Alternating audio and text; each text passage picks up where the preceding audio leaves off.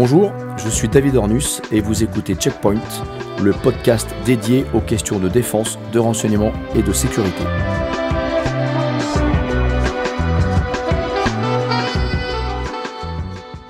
Aujourd'hui, vous écoutez l'épisode consacré au continuum de sécurité.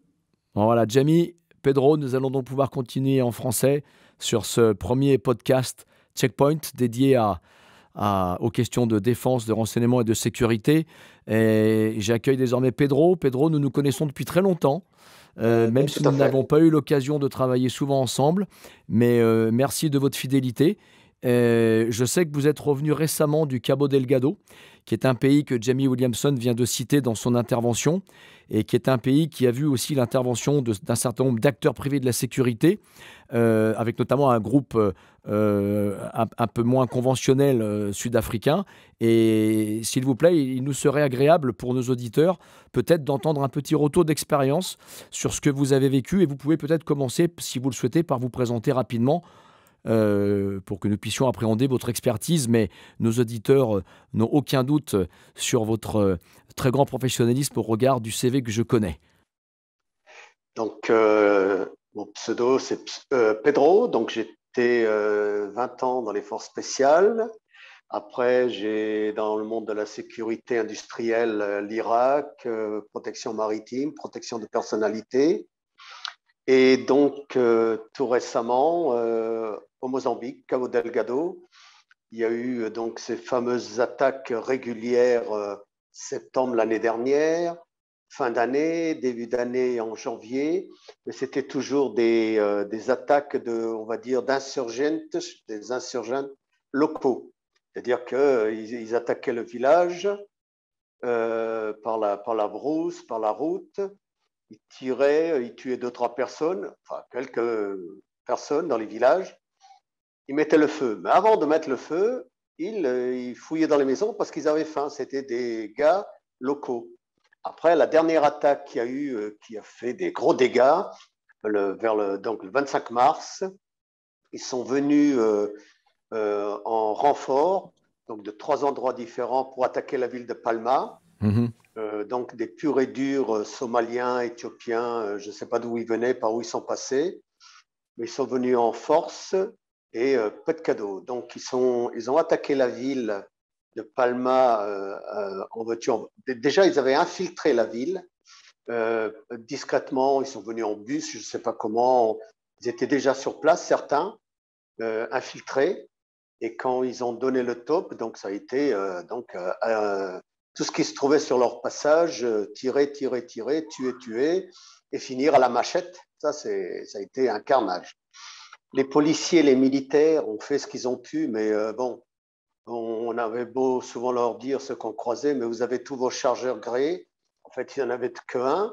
Donc, dès qu'ils avaient tiré toute leur rafale, pareil que les autres, ils prenaient la poudre d'escampette, policiers, militaires, civils, donc en direction du camp, le grand projet qui est sur place là-bas à 15 km.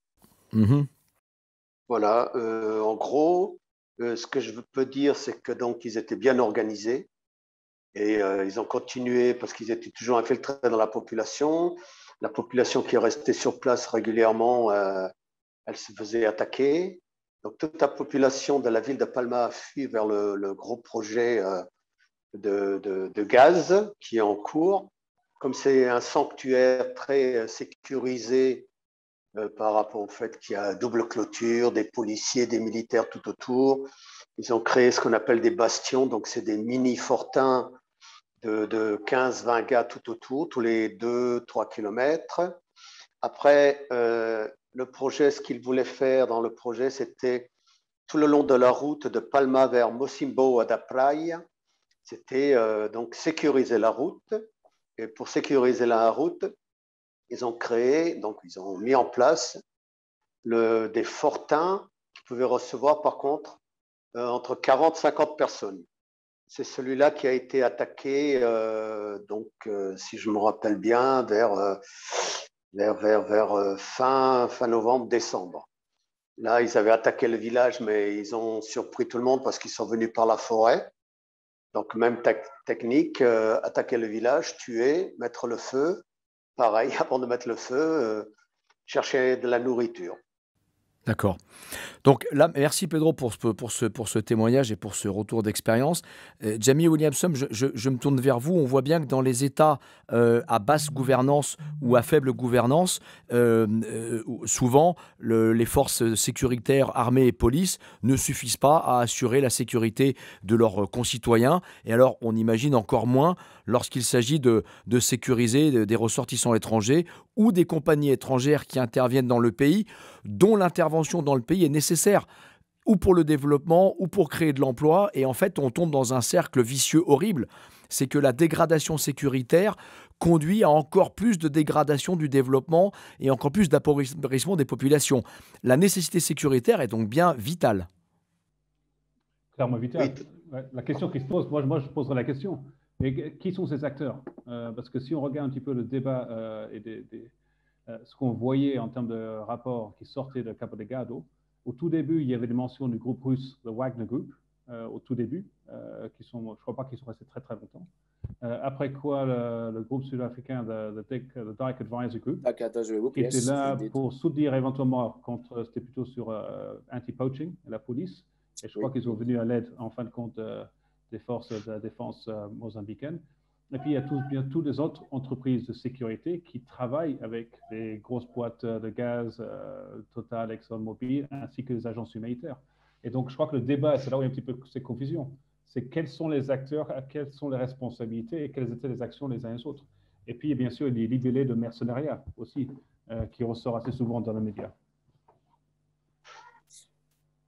Oui, ça rejoint donc la conversation que nous avions précédemment sur le fait que les parties prenantes impliquées dans ce type de situation dégradée doivent absolument savoir quels sont les acteurs en place, donc conduire une sorte de due diligence en amont, un recensement des acteurs, et que les parties prenantes opérationnelles, oil and gas ou mining, lorsqu'elles sous-traitent ou qu'elles contractent des prestataires de sécurité locaux, doivent absolument s'assurer de leur crédibilité, de leur gouvernance et de leur professionnalisme. Et après, vous avez raison, Jamie, de souligner comment se répartissent les responsabilités lorsque vous avez une attaque d'insurgés de plusieurs nationalités qui arrivent en étant déjà infiltrés. Ça veut dire qu'en fait, ce type de situation est extrêmement complexe à juguler. Et lorsque les services de sécurité régaliens ne suffisent plus, derrière, eh bien, les gens font appel un petit peu à qui ils peuvent et on retombe sur le type de société que vous venez de citer, que ce soit les Russes ou les Sud-Africains, dont la gouvernance n'est pas celle que ICOCA promeut. Ouais, donc moi, ce que juste une petite nuance là. Je crois que sur le Wagner Group, plus compliqué, plus contentieux. Ce Dyke Advisory Group, sur papier, sur ce qu'ils ont fait, c'est du positif. Il y a eu des rapports contre Amnesty International, etc. Mais bon, ça, c'est des allégations. Je ne peux pas parler à propos des allégations, mais en termes de réputation, en termes de comment ils sont encadrés et comme compagnie en tant que telle, le Dyke Advisory Group, moi, je dirais, n'a rien à faire avec le Wagner Group. Je suis absolument d'accord. C'est un petit peu aussi ce que j'ai lu et ce que j'ai cru entendre et comprendre. Cependant, je voulais prendre quelques précautions, mais de mon point de vue, c'est totalement personnel, il me semble que The Dyke Advisory Group a été sollicité pour prêter main forte et donner un coup de main pour sécuriser, protéger des civils ou des ressortissants étrangers. Et bien évidemment, on ne peut pas comparer son action avec celle du groupe Wagner qui défraie aujourd'hui la chronique, ou d'autres sociétés du type de celles qui sont intervenues en Haïti récemment, puisqu'il semble y avoir là aussi une intervention extérieure qui n'est pas conforme au type d'entreprise de sécurité dont nous faisons la promotion au sein de ICOCA. Jamie, d'autres questions ou d'autres réactions suite au petit témoignage de Pedro, dont je remercie pour sa clarté et pour sa transparence? Pour Pedro, ce serait plutôt la question en termes du suivi, parce qu'on a vu éventuellement ce qui s'est passé à Cabo Delgado, à Palma, etc. Mais le status quo est présent pour l'instant. Il y a encore ces concessions de gaz naturel. Total s'en est ressorti un petit peu, je crois que c'est une pause pour l'instant pour voir ce qui se passe. Il y a encore cette crise humanitaire, et puis il y a encore le conflit qui gère. Et on voit éventuellement des forces portugaises, européennes qui vont peut-être venir pour faire du training. Donc en termes des mois, sinon années à venir, de quoi ça aura l'air, ce status quo? Est-ce que ça va évoluer d'une façon positive ou ça va être encore beaucoup plus difficile à gérer? Pedro, si je peux intervenir. Oui, bien sûr, avec plaisir. Si je peux intervenir. Voilà, en fait, donc la population locale est très méfiante des forces armées, police, etc., parce que c'est les premiers à racketter. Donc, quand il y a eu tous ces... Donc, avec les Russes, ils faisaient un peu du n'importe quoi là-bas, donc ça n'a pas du tout passé au niveau de la population qui se dit ils viennent pour nous aider, mais en fait, ils font la même chose que les militaires ou les policiers. Par contre, pour revenir à la compagnie sud-africaine, elle a fait du très bon boulot, effectivement, parce qu'elle participait activement à la recherche sur le terrain. Après, il y avait le problème du ravitaillement des hélicos, parce qu'ils devaient retourner à Pemba pour se ravitailler. Ils ne pouvaient pas ravitailler directement sur Palma, enfin sur le site à Fungi. Enfin, ça a été compliqué. Après, pour revenir aux exactions, effectivement, les Russes, bon, ils ont une manière de faire qui ne passe pas du tout. Vous voyez, en Centrafrique, etc.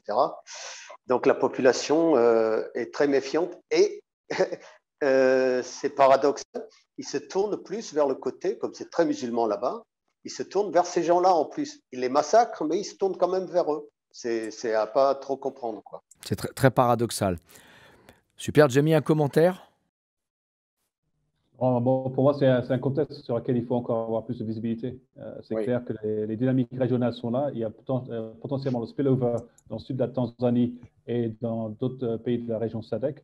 Donc, c'est clairement un contexte à suivre, en particulier pour tout ce qui est entreprise, sécurité privée et l'ordre d'ordre. Ben écoutez, Jamie, merci. Je pense que ce sera quasiment le mot de la fin, puisque c'était donc notre premier podcast Checkpoint, le podcast dédié aux renseignements, à la défense et aux questions de sécurité. Merci pour ce premier exercice qui n'est pas très habituel pour nous. Merci à Pedro pour votre disponibilité depuis le Portugal. Merci Jamie Williamson de ICOCA. Merci à Maître Jean-Baptiste Juzo qui nous a accompagnés sur la première partie de ce podcast dédié au continuum de sécurité. Et bien sûr, merci à Vince Sward de Sarabande en Afrique du Sud qui nous a fait un petit point de situation rapide de ce qu'il se passe dans son pays.